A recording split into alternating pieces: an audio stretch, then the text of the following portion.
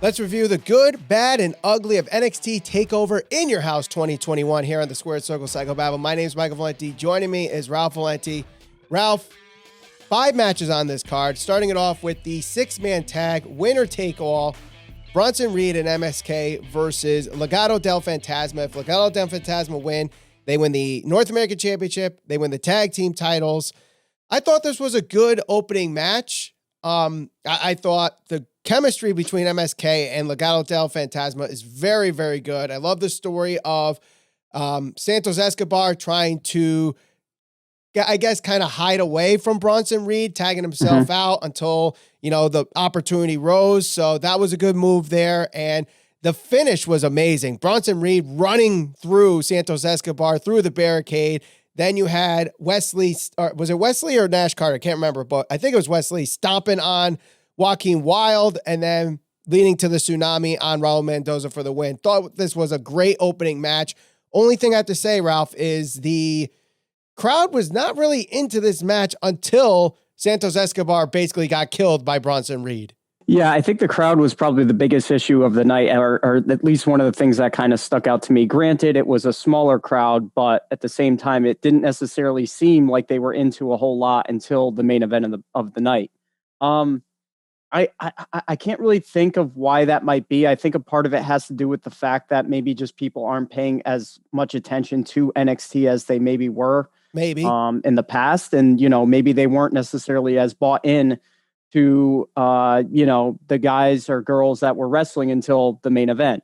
I think that when you look at previous takeovers, maybe when you go back to like Gargano and Ciampa when they had their main feud, NXT didn't necessarily always promote a feud. Like they didn't always have matches and angles on a weekly basis going back when NXT was just on the network. I think they've been trying to do that, especially when they were going head to head with Dynamite, and it made it seem more like they were trying to focus more on a particular angle or match that was coming up. Right. And I think, maybe people not necessarily paying as much attention to the programming on a weekly basis means, when they go and see these matches, at least if they're live, they're maybe not as bought in. So the crowd factor, that was kind of a big negative for me the entire night. As for this match itself, I think it was definitely the right match to open with, because with MSK and Legado del Fantasma, you obviously are going to get a lot of high-flying, fast-paced stuff that you would hope that the fans can get into. Bronson Reed, for a big guy, I would not want to be one of those guys that has to ever take that splash off the top rope. That move is nasty. Yes, it is. But he is very good, and he's very, very agile for a guy that size. So I thought this was a really good opening match. I like the back and forth, like you talked about with Escobar. I thought that him trying to avoid Bronson until the end there was also a good little wrinkle into the match. And the Michinoku driver on Bronson Reed was insane. So yeah, it was. I thought it was a good match, though. Yeah, I thought it was a good match too. And Joaquin Wilde, Raul Mendoza have great chemistry with MSK. I don't know if this is the last of we see with MSK and Legado del Fantasma until both of them make the main roster. But if they end up having one more match or a couple more matches on NXT, I could watch them all day because they have great matches together. But let's move on to the next match here. It is Xia Li versus Mercedes Martinez. 4 years in the making after Mercedes Martinez embarrassed Xia Li on the Mae Young Classic. However, Xia Li does avenge this loss to Mercedes Martinez last night at NXT TakeOver.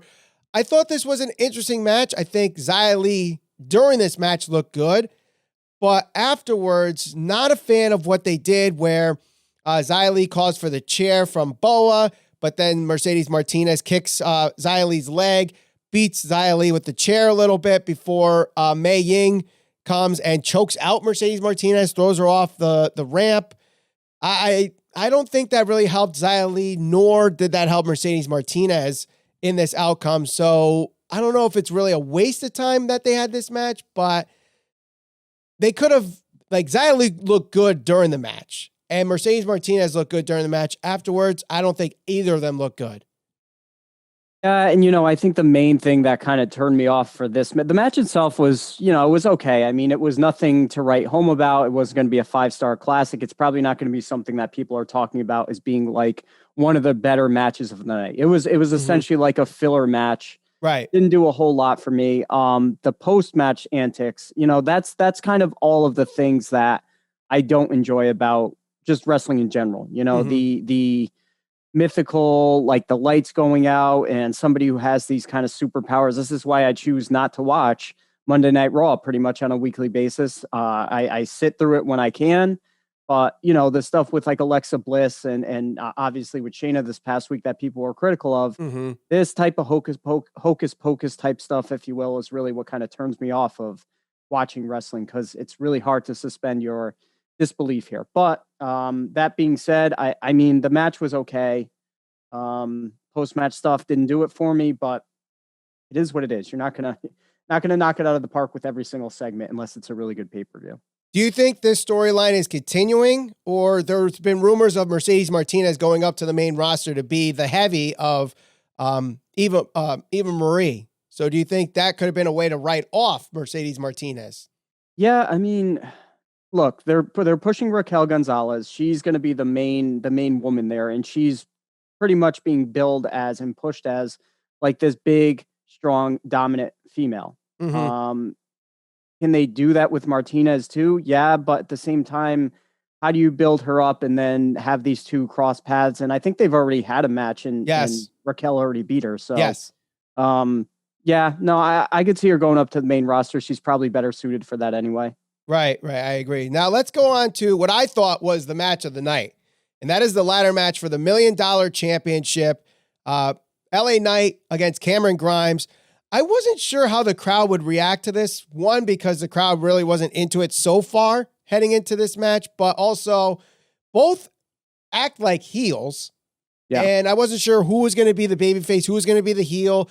There's a lot of people that love both of them for their promos, but it seemed pretty obvious that Cameron Grimes was the babyface and LA Knight was the heel, and they played into it. LA Knight was acting like a heel, playing into the crowd, and I love that. I really did. I love Cameron Grimes really like working the match like a babyface and having the comebacks. And the one thing I really liked about this match, ladder matches, especially now in today's wrestling world, are very spot heavy. Like, how can we get the ladder to start doing all these flips and flops and Canadian destroys through one ladder off another ladder?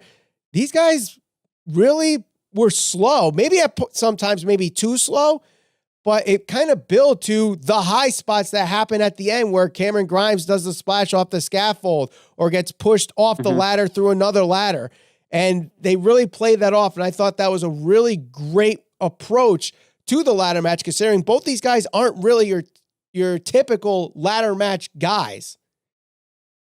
Yeah, and when you consider one of the bigger bumps of the night, I think it was LA Knight getting back body dropped onto one of the ladders. I mean, like you said, yes, there was a scaffolding spot, but it wasn't like these guys were going nuts and doing all these crazy flips and taking all these amazing risks, which if that's what you're into and you prefer a fast-paced match, then that's fine. But when you pick and choose your spots, that really helps kind of make those spots stand out. And what they did, especially with somebody like LA Knight, I was a little nervous going into this match because I didn't know how he was going to really perform in a match like this. Yeah. Because it's not really something that when you think ladder match, automatically you're going to think of certain guys. Certain guys will come to mind.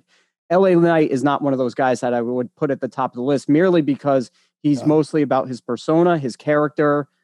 He works slower styled matches. Not that he can't work faster styled matches, but he's more like a traditional approach to a match type guy. Backtracking a little bit, I thought that the opening video package was a really good video package to kind of set the table for this match going into it. It was. They talked about the prestige of the title. They talked about Ted DiBiase and kind of how that title came to fruition. And they both kind of led in with both the promos that the guys cut leading into the match. So I thought the right guy won. I think the biggest issue with Cameron Grimes is he's kind of billed and booked as more or less like a comedic wrestler, but that's fine. It's fine, but that's also not hit. First of all, it's not somebody that I don't unless they're going to treat the title as like a joke. I didn't see him actually winning the match because because of how they led into the match with the video package. They talked about how this is a prestigious title and it's one of a kind and all these things. And I think that fits more to the character that LA Knight is kind of portraying, not so much who Cameron Grimes is kind of portraying. Cameron Grimes, his biggest issue is they're pushing him as this comedic guy, but his in-ring, the way that he wrestles in ring is like he performs at a high level. So it's kind of difficult, but kind of like Orange Cassidy. Yeah, I guess to a certain extent, sure.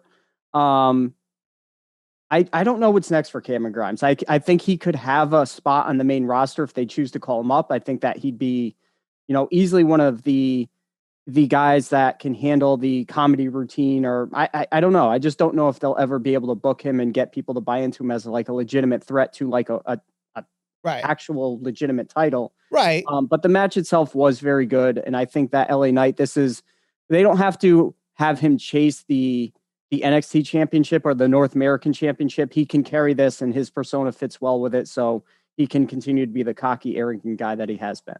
Right. I agree. And as far as Cameron Grimes is concerned, I think, he can be a great fit, especially on Raw, where they definitely need something there on Monday Night Raw, especially that mid-card division. He doesn't necessarily have to go for the United States Championship. He doesn't have to necessarily go for the WWE Championship, obviously. But Cameron Grimes, like you bring up, he's a comedic talent, but he can also go in the ring. And, it could be that role that Santino Marella had for years. And look how over he was in 2011, 2012. I mean, hell, people actually thought he was going to win the Royal Rumble, and myself included. So maybe Cameron Grimes can be that guy where, maybe he becomes the last man eliminated in the 2022 Royal Rumble and people get behind him. But I think his time in NXT, there's really not much for him to do. So he could be on Monday Night Raw tonight for all we know, because they could definitely use some new blood there and shake things up on Monday Night Raw. But let's move on to the women's championship match, Ralph. Raquel Gonzalez does retain that championship against Ember Moon. I thought this was a good match, a great dynamic between the two. Obviously, Raquel showing her dominance early on, but then Ember Moon getting the comebacks here. Dakota Kai playing a role, which I thought was very well, where you thought Ember Moon could have submitted Raquel, but she pushes the rope to Raquel for the break. Then when you hit the Eclipse, Raquel puts her foot on the rope, or thanks to Dakota Kai. Then Shotzi Blackheart comes out. They scuffle for a little bit before they get spilled to the outside. I thought this was a very good match. And obviously, besides the ladder match and the Fatal 5-Way, probably another one that people will talk about as a possible match of the night contender. Yeah, I thought this match was also good. This is kind of one of those ones that I shouldn't say it surprised me. I should say that I went into this match with not really a whole lot of investment. They were able to capture or kind of build my intrigue as the match kind of progressed. I thought that some of the spots were really well done. I thought that they worked hard. Raquel, I think that the way that they kind of booked this, with Raquel being this dominant figure, especially at the beginning of the match, and Ember still getting in a good amount of offense, it made sense to me because Ember Moon is the one that has much more experience than Raquel Gonzalez. Right. She's accomplished quite a bit. She's been to the main roster. She came back to NXT. So, I know that I was going through Twitter as this match was kind of going on, and they were saying, people were commenting, oh, well, she's Ember Moon's getting in too much offense. I don't agree with that because Ember Moon is, like I said, she has all this experience. She's been a former champion. She's been to the main roster. So people should expect her to get some type of legitimate offense in. Raquel Gonzalez continues to improve in the ring, I think. I think that she's really starting to get the psychological aspect of it. So I thought this was a good match. And like I said, credit to those two because going into this, I really wasn't all that invested into it, but they were able to put on a really good match. And I thought it was fine. Now, I believe Wade Barrett mentioned in commentary that Raquel Gonzalez is probably the most improved wrestler in the last 12 months. Would you agree with that statement?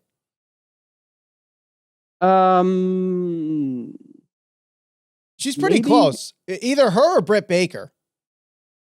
And all of wrestling, Britt Baker has done quite a bit, and I talked about that on our last review. In NXT, I would say that's probably true. Yeah.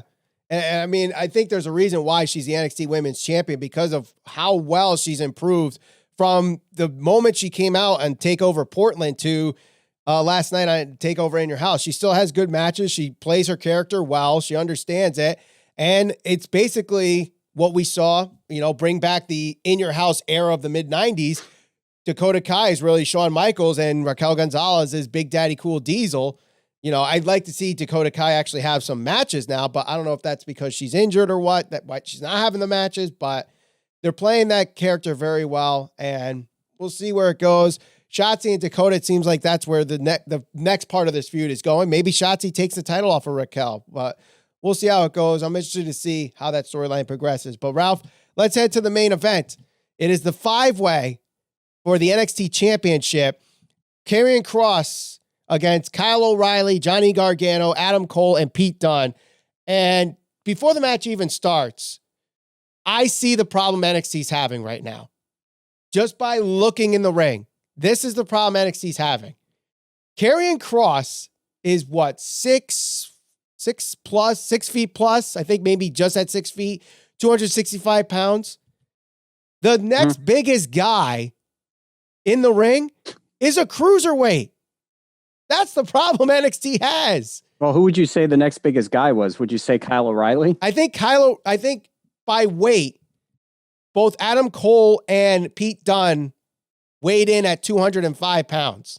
Yeah. That's a problem. Yeah. And just comparing, the difference in size to guys of the past when you were trying to have look, okay, Karrion Kross is a big guy, but it's not like he's the size of like Braun Strowman. And it's not like he's the size of a Brock Lesnar. And if he were to go back to the past, like a big dominant guy in the ring where you're essentially kind of setting the stage for the big guy versus the smaller, like Shawn Michaels, like you mentioned earlier, the bigger guys were like Sid, Diesel, Vader, Undertaker, Kane, guys like that. And Karrion Kross, in comparison to those guys, is not, he's not in that category. So maybe it was an optical illusion. Maybe it was an optical illusion, but it looked like Karrion Kross put on some muscle since he's first come to NXT.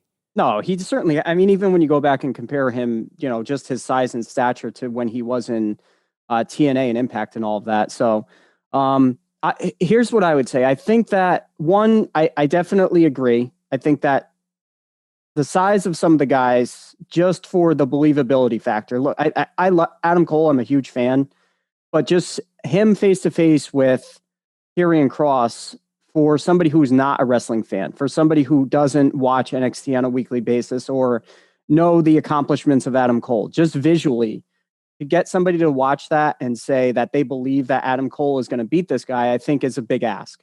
I think that they could have benefited from having one other guy that was maybe a little closer to his size in this match.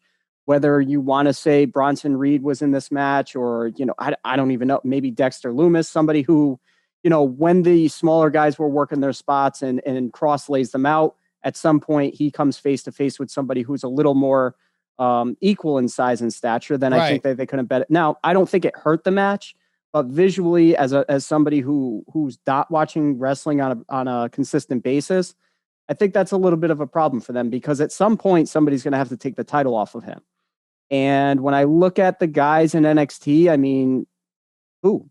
Out of the LA Knight, I think based on what we saw last night and kind of what we're seeing the last few weeks, I think they're going to push Pete Dunne to do it. And honestly, out of those 4 in the ring outside of Karrion Kross, he actually looks the most legit to do it, especially with this whole style with the joint manipulation and stuff like that. Yeah. Maybe it could be Kyle O'Reilly with the Brazilian Jiu-Jitsu, and he showed a little bit of that in this match. But, it can't be a guy like Johnny Gargano, because he could, Kross should throw him around like he did in this match. And Adam Cole, they say he's 205 pounds, but that's got to be an exaggeration. That's got to be rounding up. It looks like he's lost weight and has no muscle whatsoever. Who's this, Adam Cole? Adam Cole, yeah. It looks like Adam Cole has absolutely no muscle mass. And he had it. I don't know where the hell it went. It's disappeared. Like Britt Baker looks a lot more muscular, and she's not even like a muscular person than Adam Cole does. Like, is she working out? Is she taking all the gym time at home and Adam Cole just can't get any gym time in? What's going on?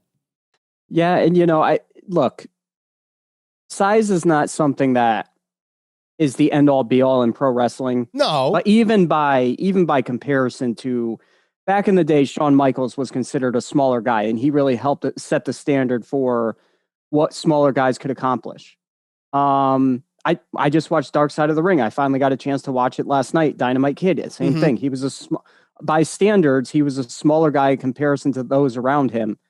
And those guys dwarf Adam Cole. Well, Dynamite Kid had steroids, and if Shawn Michaels may have too, but no. But the point I'm trying to make here is this: like, as wrestling fans, we're willing to accept those types of things visually. We're willing to look at Adam Cole and Karrion Kross and say, okay, well, all right, look, Karrion Kross dwarfs him by like 50, 60 pounds, but at the same time, it's not going to take away from the quality of this match. We're willing to look past that, but there are people who will look at that the same way they look at AEW, and they'll say, you know what, I just can't buy into these guys because they either used to watch back in the Attitude Era or before that and say, they'll automatically revert back to, okay, well, Hulk Hogan, Undertaker, Steve Austin, Brock Lesnar, and they're going to see guys like this that are of smaller stature, and they're automatically going to say, I can't watch it.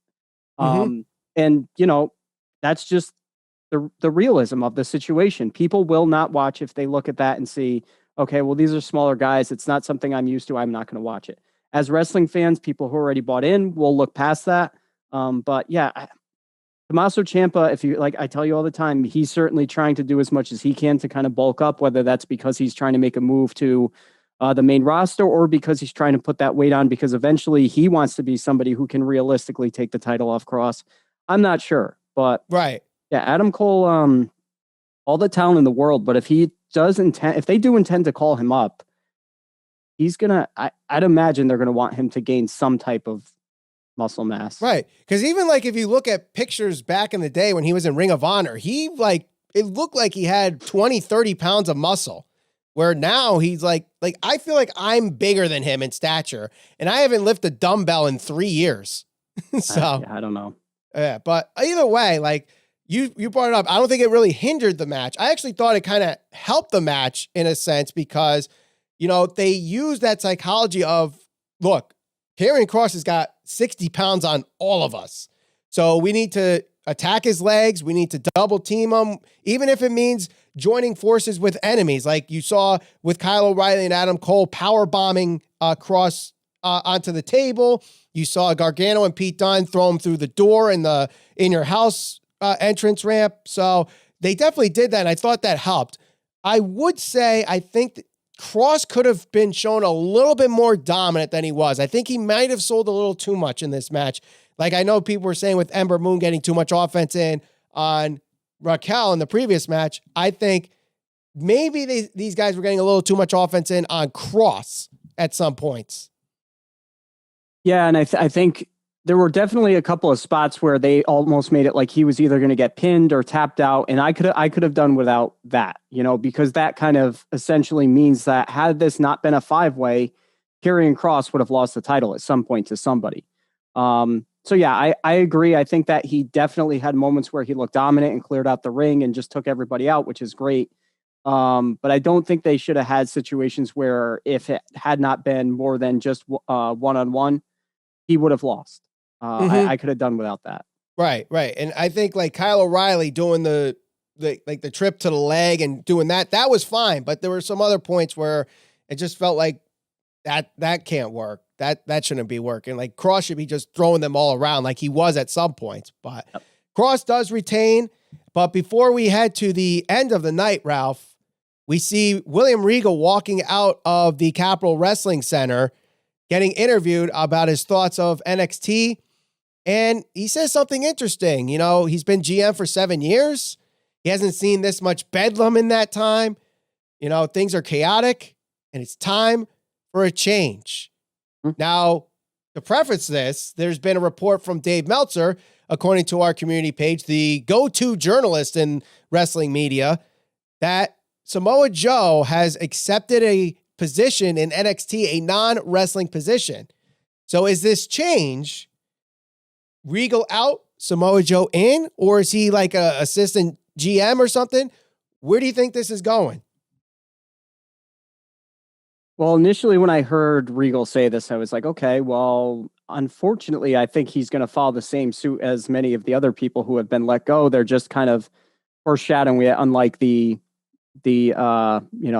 abrupt kind of like with bon voyage of the other guys, So, mm-hmm.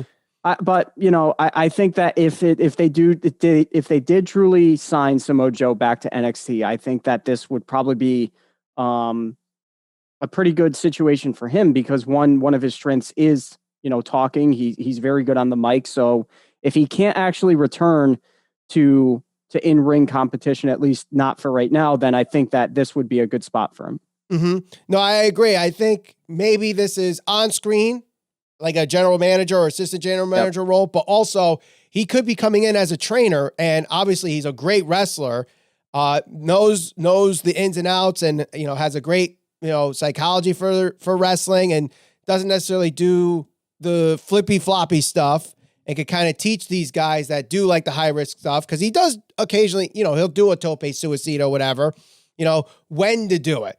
But also he is a great talker and could teach these guys not just the in-ring stuff, but they need someone to teach them the promo aspect. And you would think with Triple H and Shawn Michaels there, these guys would get that aspect, but some of these guys just don't. And I don't know why that is, but maybe Samoa Joe could be the answer for that. And I hope that's, if it is Samoa Joe, good for him. It seemed like, with some of these contracts that got let go, it was just, they were getting paid more than what they were offering, and Samoa Joe getting paid main roster talent money to be a commentator obviously wasn't it. But, Triple H sees value in him in NXT, and he might not get the same money, but at least he's getting paid. And probably more than he ever would anywhere else, even as a trainer. Yeah, no, I mean, it's going to be interesting, one, to see if this actually, this rumor that's been reported, if it's true, and if it is true, what is his role going to be, and what does this mean for William Regal going forward? Right, I agree. So let us know what you guys think was the match of the night for NXT TakeOver In Your House 2021. Also, do you think Samoa Joe is heading to NXT to be an assistant GM, taking over for Regal? Let us know what you guys think in the comments below. Don't forget to share us all over social media. We're on Facebook, Instagram, and Twitter at SCPB Podcast. Subscribe, hit that bell for notifications, and we'll see you on the next episode of the Squared Circle Psychobabble.